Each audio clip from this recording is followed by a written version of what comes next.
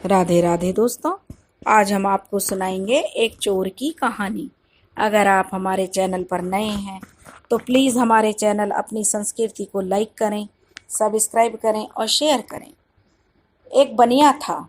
उस बनिया के 3 बेटे थे।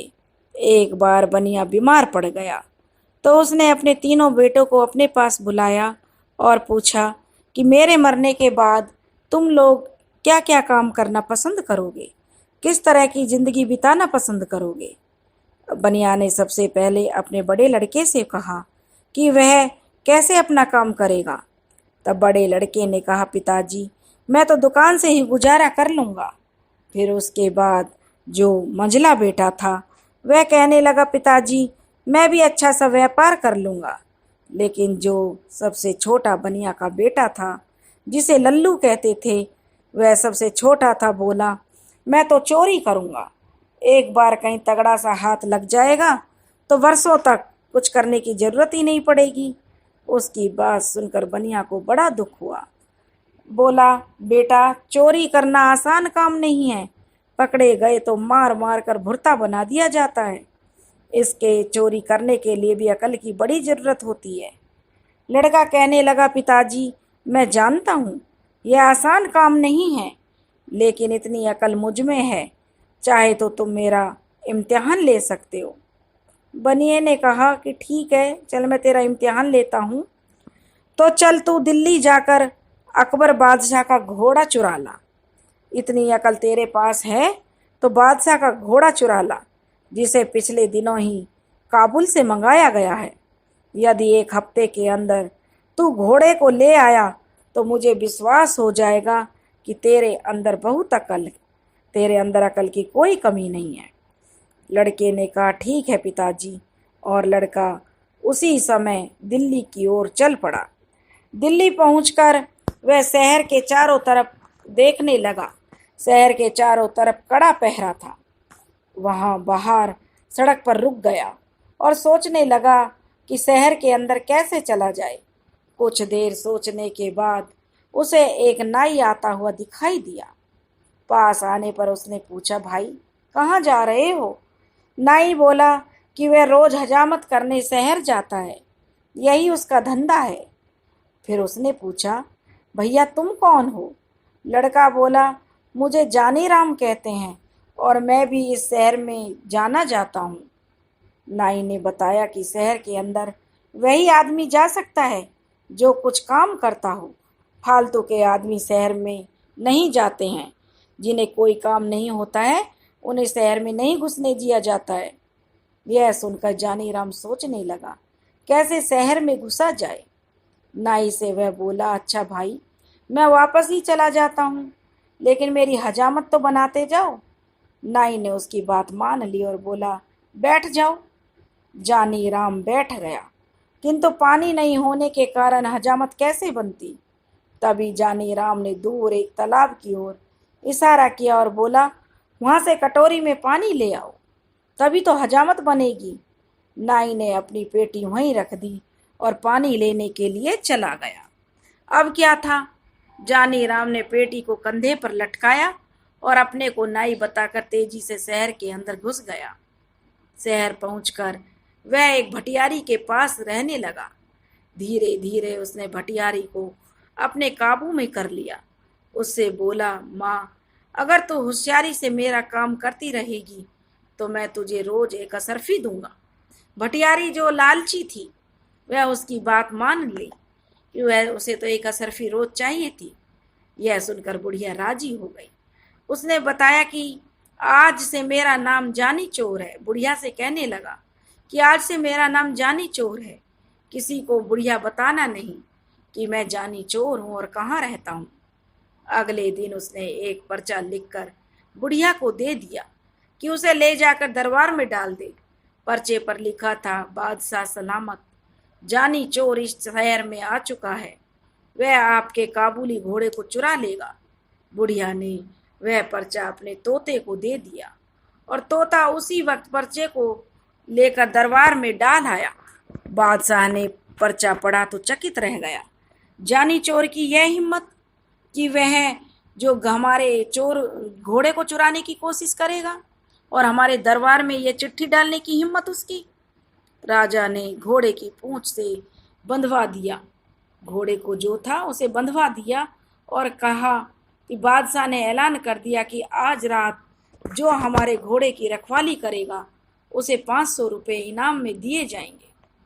यह सुनकर एक लालची सुनार दरबार में पहुंचा और घोड़े की रखवाली का काम उसने ले लिया। बुढ़िया ने जानी चोर को बताया कि एक सुनार है जो आज घोड़े की जो रखवाली करेगा। चोर को जब मालूम हुआ कि सुनार ने घोड़े की रखवाली की जिम्मेदारी ले ली है, तो उसने बुढ़िया से पूछा कि माँ, सुनार के घर में कौन कौन है? बुढ़िया ने बताया कि उसके माता पिता भाई बहन सभी हैं। उसका एक लड़का जवान है जो नौकरी करने परदेश गया है और कई वर्षों से घर लौटा ही नहीं है। जानी चोर खुश हो गया, बुढ़िया से बोला कि माँ, अब काम बन जाएगा। तू लोहा पीतल गिलट के कुछ टुकड़े जमा कर उसकी एक पोटली बना ले, बाहर से सुंदर रेशमी कपड़ा लपेट देना। बुढ़िया ने वैसा ही किया। शाम के वक्त जानी चोर ने पोटली बगल में रखी और सुनार के घर जा पहुंचा। घर पर उस रात सुनार की घरवाली और उसके लड़के की बहू थी। जानी चोर ने दरवाजा खटखटाया और माँ को पुकारा, माँ माँ दरवाजा खोल। सुनार की घरवाली अब बुढ़िया हो चुकी थी, आंखों से साफ साफ दिखाई नहीं देता था। आवाज़ सुनते ही उठ बैठी और बोली, अपनी बहू को भी जगा दिया, अरे देख तो मुझे मामा पुकार रहा है, देख मेरा बेटा आ गया क्या? बहू भी उठ गई, देखा तो इतने दिनों बाद कहने लगी है तो मेरा बेटा सुमेर आ गया है, क्योंकि बुढ़िया के बेटे का नाम सुमेर था। बहू भी उठ खड़ी हुई, माँ ने बेटे को गले लगा लिया, बोली, अब तो तेरी आवाज़ रंग रूप सब कुछ बदल गया मेरे लाल। तो वह चोर कहने लगा, हाँ माँ, 12 बरस में तो कुछ भी बदल जाता है, तुम भी मुझे बदली बदली सी लग रही हो। पास में ही बहू घूंघट काढ़े खड़ी थी। जानी चोर ने पिता के बारे में पूछा, मालूम हुआ कि वे आज पहरे पर गए हैं। शहर में जानी चोर नाम का एक चोर आ गया है, वह राजा के घोड़े को चुराना चाहता है। रात में बहू ने बढ़िया खाना बनाकर उसे खिलाया। माँ अपने कमरे में सो गई, तभी बहू ने साथ जो जानी चोर था, वो जो बेटा बनकर आया था, बहू के साथ कोठे पर जा पहुंचा। देर तक दोनों आपस में बातचीत करते रहे। अंत में बहू ने पूछा, आप अपने माता पिता के लिए तो बहुत सा रुपया कमा कर लाए होंगे, लेकिन मेरे लिए क्या लाए हो? जानी चोर मुस्कुराया और पोटली को खनखनाता हुआ बोला, यह देखो, इस बार तुम्हारे लिए बहुत कुछ लाया हूँ। उन चीज़ों में से भी बढ़कर हैं जो तुम अपने मायके से लाई हो। जरा लाना तो उन चीज़ों को, उनके मुकाबले की हैं या नहीं। बहू बहुत प्रसन्न हुई, अपने सारे जेवर लाकर रख दिए। तभी उसे याद आया और बोली, अपना 9 लक्खा हार तो मैं लाई ही नहीं, वह दूसरे कोठे में रखा है, ठहरो मैं उसे भी लेकर आती हूँ। कहकर वह दूसरे कोठे पर जा पहुँची। जानी चोर ने सोचा कि भगवान ने उसे अच्छा मौका दिया है, इसे खोना नहीं चाहिए। उसने संदूकची उठाई और वहाँ से दीवार को कूदकर चंपत हो गया। सारा जेवर लाकर उसने भटियारी को सौंप दिया। अगले दिन घर लौटने पर जब सुनार को इस बात का पता चला तो उसकी बोलती बंद हो गई। कहाँ 500 रुपये के इनाम मिलने की खुशी और कहाँ लाखों हजारों की चपत पड़ गई। उसने सोचा कि यह जानी चोर का ही काम है। वह रोता पीटता बादशाह के दरबार में पहुंचा और अपनी कहानी बादशाह को सुनाई। यह सुनकर बादशाह को आश्चर्य हुआ। सोचने लगा, वह चोर नहीं, चोरों का भी उस्ताद है। किस तरह उससे अपने घोड़े की रक्षा की जाए, क्योंकि राजा को अपने घोड़े की चिंता सताने लगी थी। दूसरे दिन फिर दरबार में चिट्ठी आ गिरी। इसमें भी घोड़े को चुराने की बात लिखी थी। चिट्ठी पढ़कर बादशाह ने घोड़े पर कड़ी नगर निगरानी रखने के लिए इनाम की राशि को 500 से बढ़ाकर 1000 रुपये कर दी। इस प्रकार घोड़े की रखवाली के लिए कोई तैयार नहीं हुआ। लोग सोचने लगे कहीं नाम के चक्कर में घर का माल भी ना चला जाए। किंतु शहर का जो कोतवाल था उससे रहा नहीं गया। वह मूर्छों पर ताव देता हुआ बोला, अब उस बदमाश को मैं देखूंगा, पकड़कर बांध न दिया ना तो कहना जानी चोर ने भटियारी से फिर से पता कर लिया कि इस बार पहरे पर कोतवाल साहब आए हैं। उसने दुल्हन जैसे कपड़े पहने और एक थाली में धूप बत्ती जलाकर मंदिर की ओर चल पड़ा। रास्ते में कुछ दूरी पर घुड़साल पड़ती थी, जहाँ घोड़े पर सवार होकर कोतवाल साहब पहरा दे रहे थे। रात के समय एक सुंदर स्त्री को अपने पास से गुजरते हुए देखकर कोतवाल ने कहा, उसे रोककर पूछा कि इस आधी रात में किसकी पूजा करने जा रही हो? तो वह औरत कहने लगी, घूंघट निकालकर बोली, ठाकुर जी की पूजा करने आई हूँ। कोतवाल बोला, मैं भी तो ठाकुर हूँ। औरत हंसी और बोली, हटो जी, क्यों मजाक करते हो?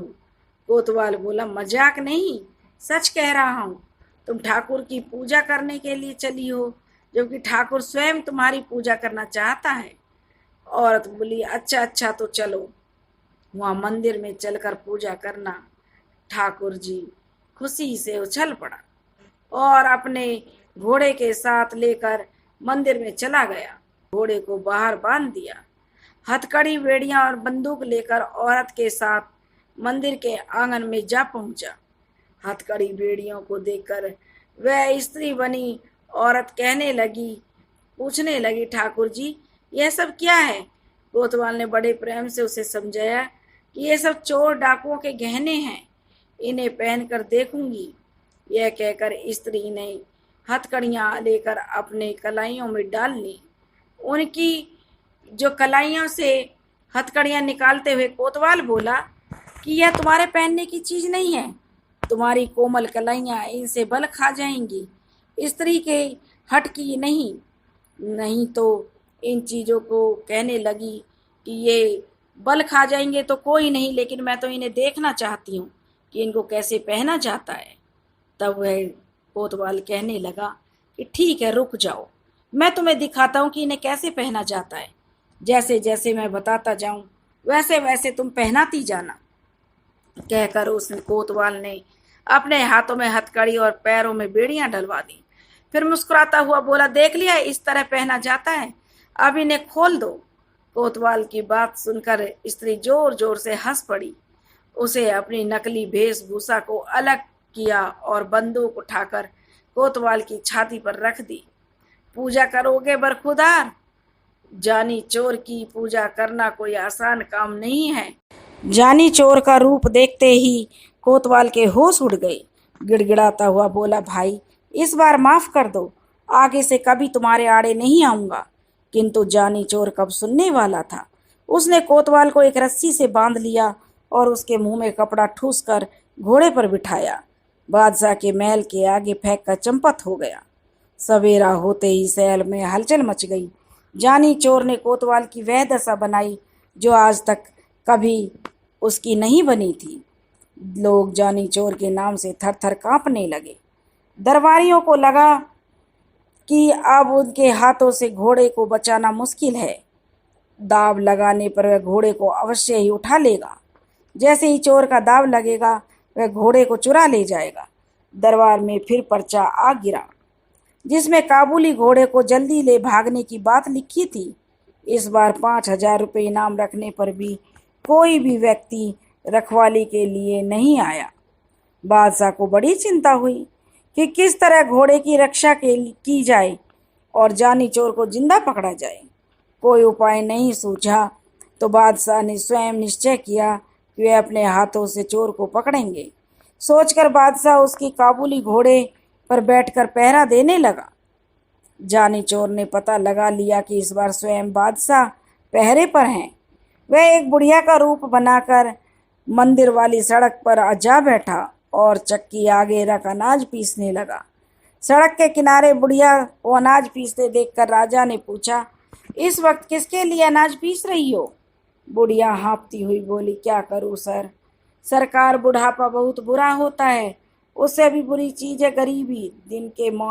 दिन के में मोहल्ले के बच्चे पगली कहकर चिढ़ाते हैं, इसलिए रात में यहाँ आकर काम करती हूँ। अभी अभी एक सिपाही आया था, पीसने के लिए गेहूं दे गया, अभी आकर ले जाएगा। सुनकर बादशाह घोड़े से नीचे उतर पड़ा और पूछा, क्या नाम था उसका? सिपाही का। बुढ़िया पसीने से पोंछती हुई बोली, नाम तो सरकार वह जानी जानी कुछ बता रहा था। बादशाह को विश्वास हो गया कि वह जानी चोर है। उसने बुढ़िया से पूछा कि वह कितनी देर में लौट कर आएगा। बुढ़िया बोली, आता ही होगा सरकार। बादशाह ने सोचा, चोर को पकड़ने का इसे सबसे अच्छा मौका नहीं मिलेगा। वह बुढ़िया से बोला, तू मेरे कपड़े पहन ले और मुझे अपने कपड़े दे दे ताकि मैं उसे पकड़ सकूं। वह सिपाही सिपाही नहीं, चोर है। मैं उसे पकड़कर बादशाह के पास ले जाऊंगा। बादशाह ने अपने कपड़े पहनाकर उसे मंदिर के आंगन में भेज दिया। साथ ही अपना काबुली घोड़ा भी उसके हवाले कर दिया। स्वयं उसने बुढ़िया के फटे पुराने कपड़े पहनकर और सड़क के किनारे बैठकर चक्की घुमाने लगा। हाथ में घोड़ा आते ही जानी चोर फूला न समाया, पर वह तुरंत ही घोड़े पर चढ़कर एड़ लगाते हुए बोला, बादशाह सलामत, तुम्हारी चक्की पर बैठो और पीसते रहो। जानी चोर यह भागा वह भागा। बादशाह ने आवाज सुनी और कलेजा धक से रह गया। हाथ से जरूरी उसकी चक्की जोती वह छूट गई। वह जानी चोर, तू तो अकल का पुतला निकला। अगर जानी चोर बादशाह की पोशाक में घर पहुंचा तो बनिए को विश्वास हो गया। बोला, शाबाश बेटा, अब तू जरूर चोरी कर सकता है, किंतु याद रखना, गरीब को कभी परेशान न करना। ईमानदारी और मेहनत से कमाए गए धन पर डाका नहीं डालना और गरीबों की सहायता करते रहना। कभी भी पीछे मत हटना। अब जाकर बादशाह को घोड़ा वापस कराओ। मैंने देख लिया कि तुम जो है जिंदगी में आगे बढ़ सकते हो, लेकिन अब मैं ठीक हूँ, इसलिए जाकर अपने ही उनका घोड़ा वापस कर दो। दोस्तों, अगर आपको हमारी कहानी पसंद आई हो तो प्लीज़ हमारे चैनल अपनी संस्कृति को ज़्यादा से ज़्यादा लाइक करें, सब्सक्राइब करें और शेयर करें। राधे राधे।